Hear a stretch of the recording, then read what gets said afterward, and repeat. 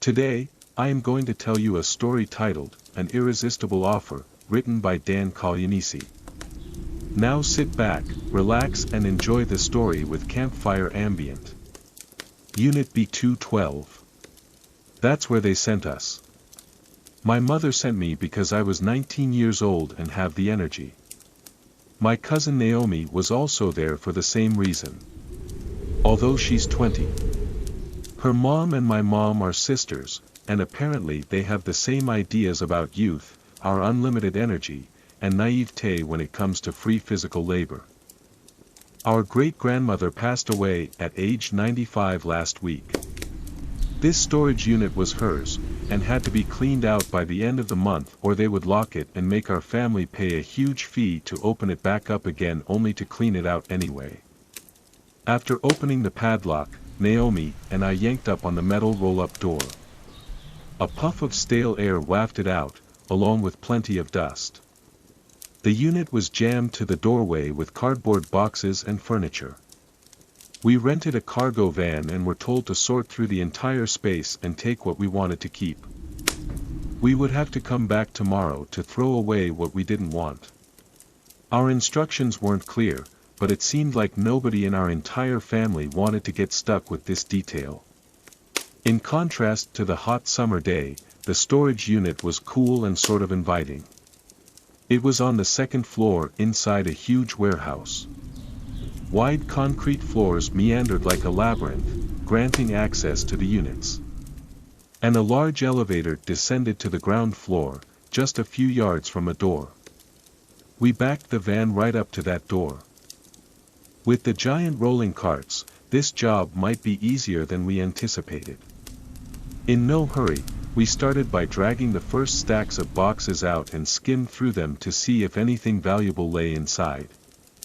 There were lots of books, papers, documents, and knickknacks in the first few boxes. Then, I came to one labeled Samuel. Inside was an old Canon SII camera on top of manila envelope. Beneath the envelope were several certificates and awards for various articles, poems, stories, and photographic essays my great-grandmother had composed over her long career as a photojournalist. Accompanying the camera was a small collection of pictures of my great-grandmother at her 18th birthday party. They were black and white. She wore a pretty dress. In the first photo, a handsome slender man holding a plain dark box with a bow stood next to her. He was handing it to her when someone snapped the photo. The date on the bottom right corner of the photo read May 12, 1946.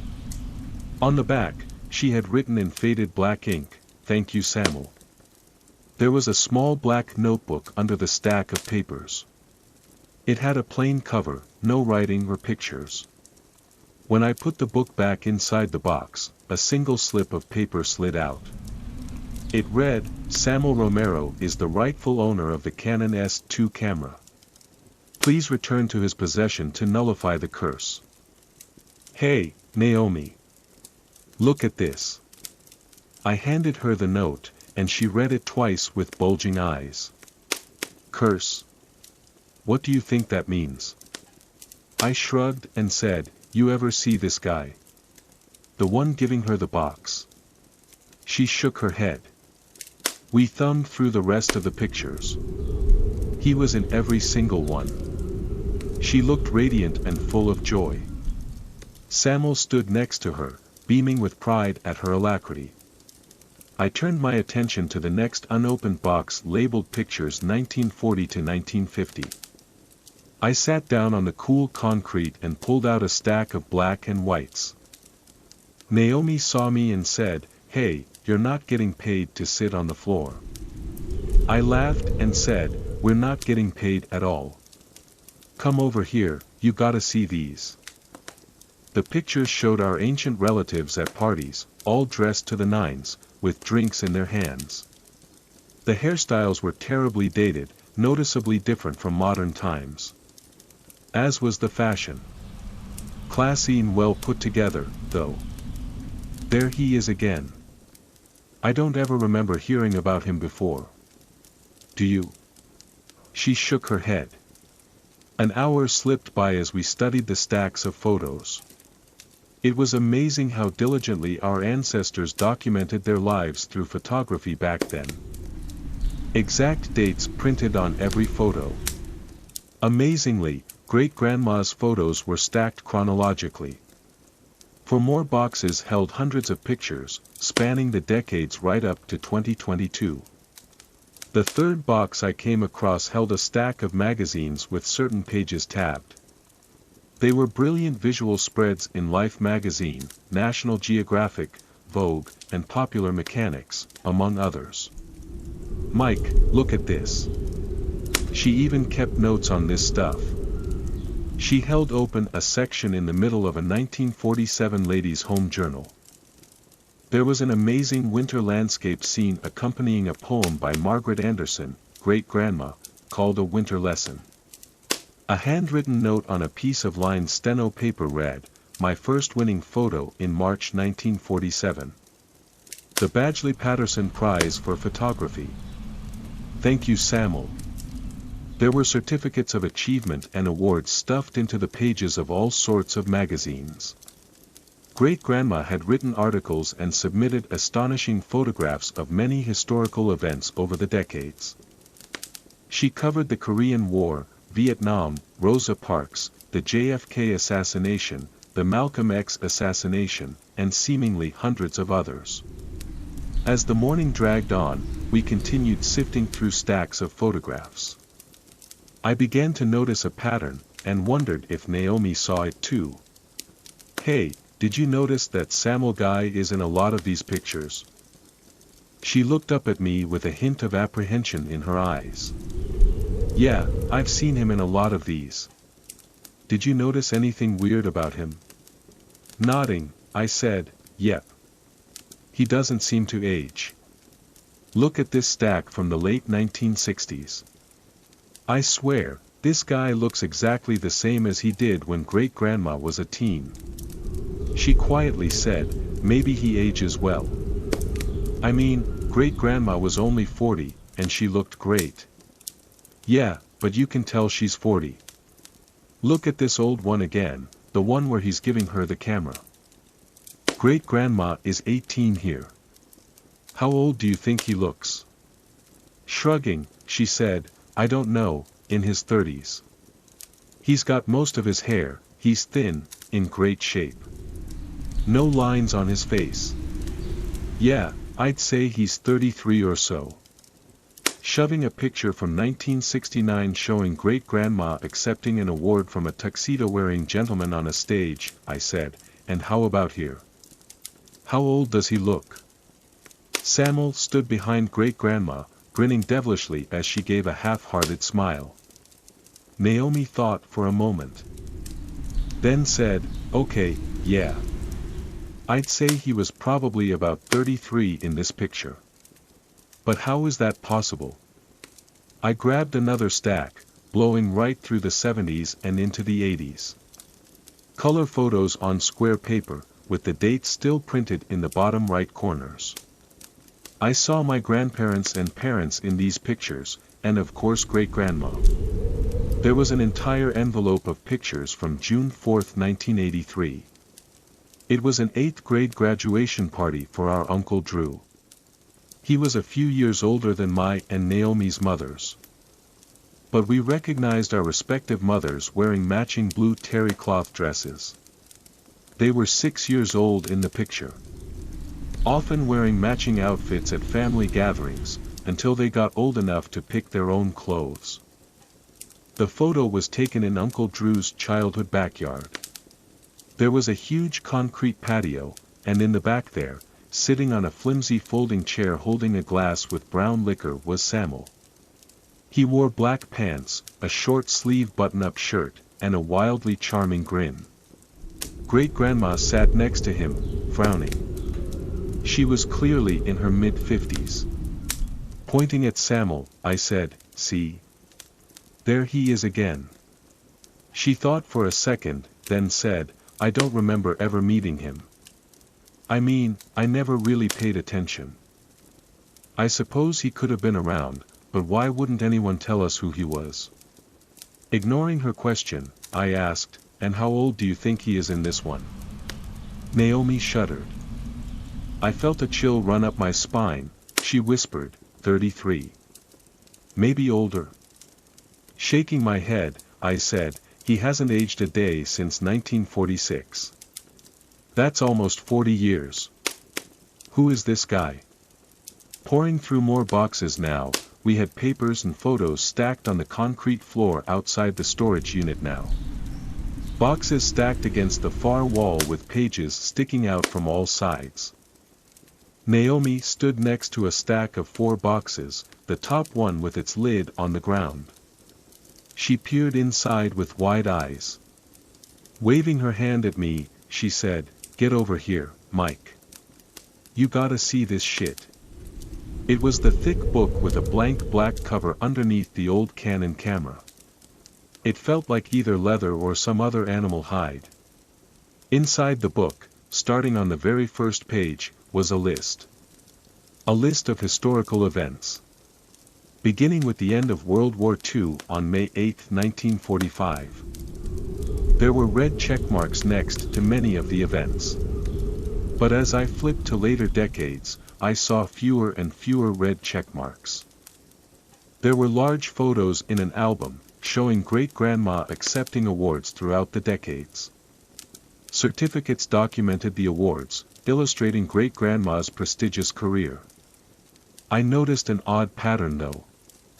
As great-grandma grew older, and her hairstyles changed along with her dress, she seemed to grow more unhappy. Each decade brought her closer to the inevitable demise of her career shortly before she died. Naomi noted this too and said, "Did you hear about how great-grandma used to talk about her death?" I nodded. "Yeah. My mother told me she knew the exact day she was going to die. She told her kids and grandkids.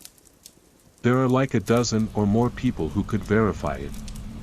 Naomi added, "Do you think it's kind of a self-fulfilling prophecy, or did she really know?" Shaking my head slowly, I said, "I don't know. But why is that guy, Samuel, always looming in these photographs? And look at this one from 2017. Not a day over 33, wouldn't you say?" Naomi put her hand over the photo, pushing it away. We noticed we had dug about halfway through the storage unit. Boxes stacked like brick towers littered the hallway outside. As I flipped through the list of historical events, I saw there were still several pages with events listed after the page for 2022. I tugged on Naomi's sleeve and shoved the book in front of her. She held a manila envelope that held what appeared to be a single thick document. "Why do you think great-grandma had this list of historical events? I know she wrote articles and took pictures of a lot of these events. But isn't it weird she would keep a list of those events? I mean, she could find all of this on the internet. Or in a history book." Naomi ran her fingers over the book's pages and said, "How old do you think this book is?" I glanced at the font on a random page and said, "Pretty old. Probably from the 1950s, wouldn't you say?" Staring at me with wide eyes, she said, "How would a book from the 1950s have world events that didn't even happen yet?" The tumblers fell into place. I sat down hard on the concrete floor with my mouth hanging open. Naomi continued, "Look, the last few pages list events from 2024, and all the way to 2040. What is this thing?" She dropped the book as if it were on fire. I grabbed it and flipped to the last pages. My eyes settled on an event dated November 15, 2025. It indicated a 8.9 earthquake would hit off the coast of Japan, resulting in a tsunami that would reach California. Unable to comprehend the horror of such a prediction, I let the book fall from my hands. Sounding as if she were far away, I heard Naomi say, "Oh shit." She slid the document inside the manila folder out and sat down next to me. Written in elaborate black script was a contract. The lettering was large and only a few lines, but the words will haunt me until I die. maybe longer. On this the 12th day of May, 1946, it shall be decreed that Lady Margaret Anderson of Merchant Lake, Illinois and Gentleman Samuel Romero of Banbury, Oxfordshire have entered into a contract for bartered items, payable upon completion of said agreement at a time of each party's choosing. Gentleman Romero offers Canon S2 camera. Lady Margaret Anderson offers Eternal Soul. This contract, per the parties' signatures below, is executable neither before nor after the agreed upon date of August 6, 2022, year of her Lord. Below were two signatures written in red ink. Samuel's and Margaret's. Naomi stared at me and said, "That's the day she died. And who the fuck signs over their eternal soul? Don't you see? Great-grandma got the camera in exchange for the promise to give her soul over to this Samuel guy. She probably didn't even think it was real. She probably thought this guy was nuts. I mean, who believes in that shit? She got a camera. But what happened after she got the camera?" With the reality dawning in her eyes, Naomi said, "She started winning all those awards. She was famous. For decades. And that guy, Samuel. Who the fuck is he? Why is he just hanging around in all those pictures? Never aging." She knew, didn't she? It was the camera. She knew if she just took the pictures and wrote the stories using that list of historical events, she would be rich and famous. Nodding, I added, and when she got older, she knew it was real. The contract. She probably didn't believe it when she signed it, but when she started having all that success, she knew there was no going back. That's why she looked so unhappy as she got older. And how she knew when she would die. Oh my God. This is crazy. How can this be real? Just then, we heard a knock on the wall next to the open door, and we both screamed in surprise. Knock knock. Sorry if I frightened you. A tall slender gentleman stepped into the storage unit. Naomi and I stood up and recognized him immediately. He had a severe British accent, charming. Not Cockney, but a real nobleman. He wore an equally charming grin with a charismatic and confident expression that offered not a shred of malice. He shook our hands. And we stared at him in awe. Instantly mesmerized. He said, "I am Samuel Romero. I knew your great-grandmother very well." His smile disappeared, and his face grew solemn. With his hands clasped at his belt, he quietly said, "I am terribly sorry for your loss. I heard she passed just last week. I do hope you and your family can find peace knowing she lived a fruitful life." Naomi and I looked at each other, then back at Samuel.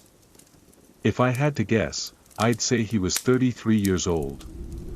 Not a day older.